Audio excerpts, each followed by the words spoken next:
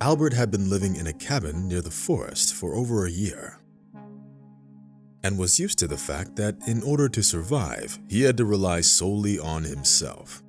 The man moved there in search of help and shelter, which was gladly provided to him by the forester Charles Wallace.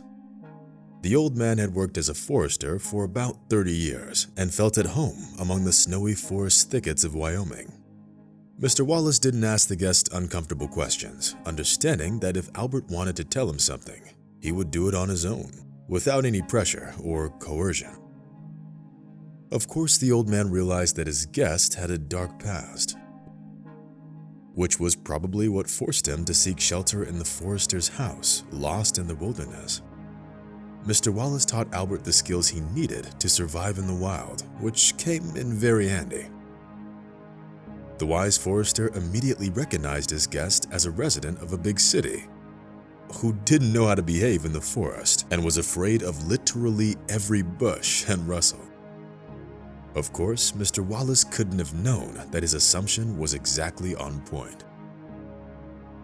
Albert was indeed born and raised in Boston, where he partook in several shady deeds.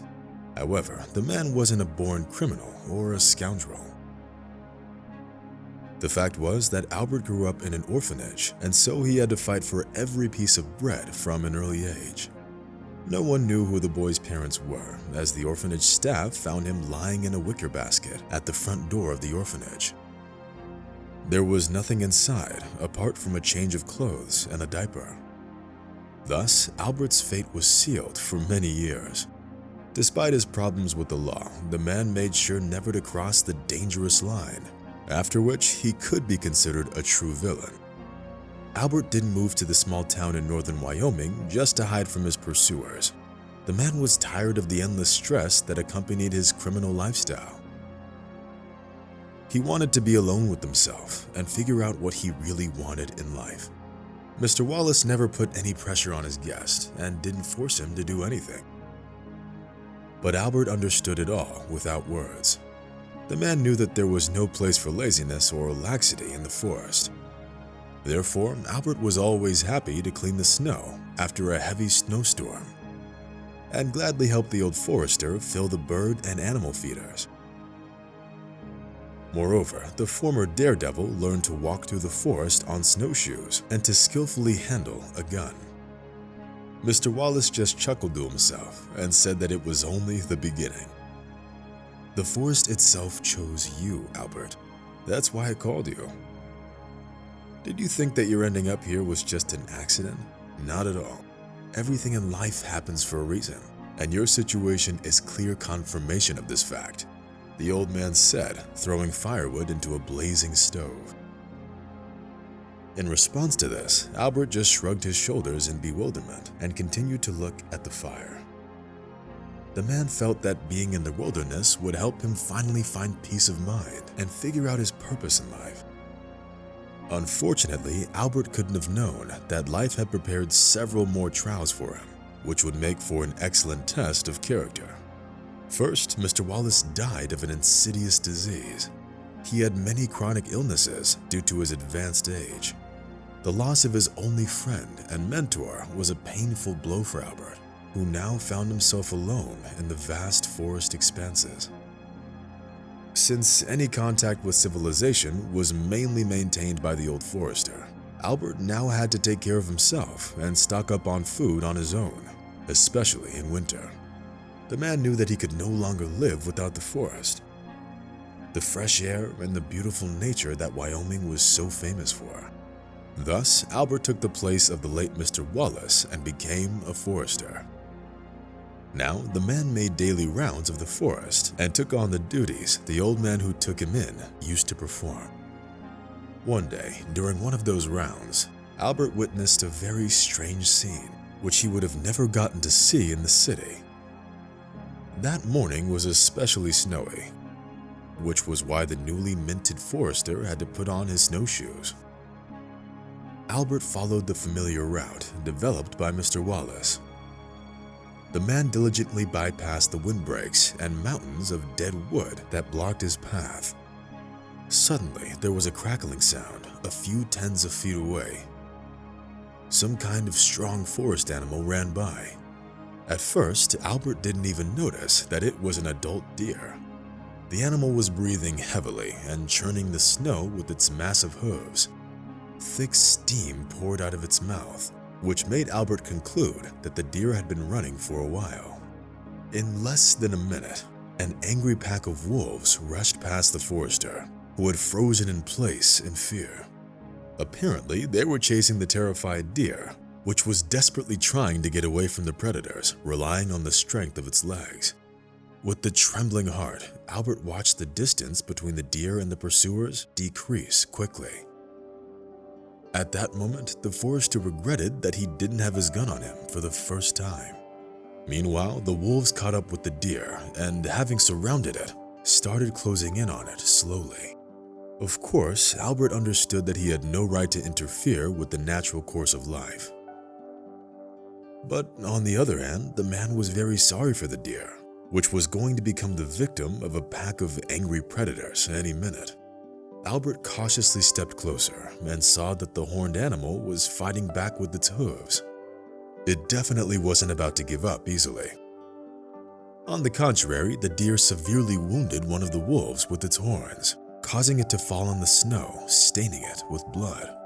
Seeing that their prey was going on the offense, the pack parted, thereby involuntarily opening the ring.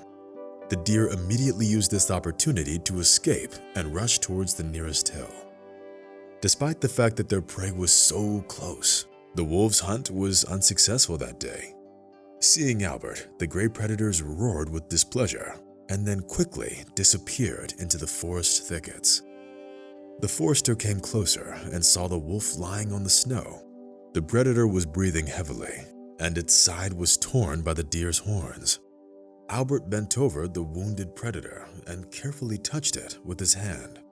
The wolf growled dully, but it simply didn't have enough strength for anything else. The forester thought for a minute or two, and then he put the predator on his shoulders and brought it home. Albert felt sorry for the poor fellow, who would simply die if left without his help in the forest. When the man brought the wolf into the house, the first thing he did was put it near the brightly blazing fireplace so that the predator, weakened by the loss of blood, could warm up. Then Albert treated its wound and, taking a needle and thread, stitched up its wound, his hands trembling. The man had never done anything like this before and had a very poor understanding of veterinary medicine and anything to do with it. But Albert had no other choice, and therefore, he provided first aid to the wounded predator as best he could. For several days, the wolf teetered on the verge of life and death, either coming to its senses or again falling into oblivion. But then the predator slowly began to recover. Realizing that the wolf could not yet eat on its own, Albert fed the poor fellow broth and warm milk. The forester named his pet Gray for its beautiful silvery coat. About a week later, the wolf stood up for the first time and went out into the yard. The predator inhaled the frosty air and listened to the singing of the forest birds for a long time. Then, as if having made some important decision in its mind, Gray returned to the forester's house. Well, so you decided to stay. That's all right. Being together in the forest will be much easier. Albert said approvingly and gently patted the wolf on the withers. The predator licked his hand in response and looked faithfully into the man's eyes. At that moment, something stirred in Albert's heart, something that he had never experienced before. Tears welled up in the eyes of the forester when he realized that the wolf recognized him as his brother. Before these events, the only kindred spirit for Albert was Mr. Wallace, but now everything changed. Gray gave the lonely forester faith in life. The man felt that he was no longer a lone fugitive, but a rightful resident of the forest hut. When the wolf finally recovered, Albert tried to let him go back to the forest once again, but Gray returned, thus proving its loyalty and devotion. Now, the forester was no longer afraid of being taken by surprise by a wild animal during his long rounds of the forest. Gray had an excellent sense of smell, which allowed it and its two-legged companion to avoid danger. At the same time, Albert never limited the freedom of his forest brother, realizing that it would never become a house dog. Sometimes the wolf could go into the forest for several days at a time, but it always came back to the forester's hut. Returning from a night hunt, Gray often brought to the owner a part of a carcass of a deer or a wild pig as a trophy. Albert only shook his head, smiling in response. Over time, the story of the friendship between the wolf and the man spread far beyond the state borders. It was passed on by the residents of the forest regions from person to person as a sort of an urban legend. First, it was the hunters who had repeatedly seen the strange couple in the forest who started talking about it. Then they were joined by rangers and employees of hunting farms. Rumors about the strange forester and his wolf were overgrown with incredible tales and details. It was just speculation and gossip for the most part that had nothing to do with the actual truth. But Albert didn't worry about close attention to his person. The truth was that next to Gray, the forester had finally found peace of mind, which he had been deprived of for so many years. Albert considered the wolf to be his guardian angel and believed that meeting it was destined for him by fate itself.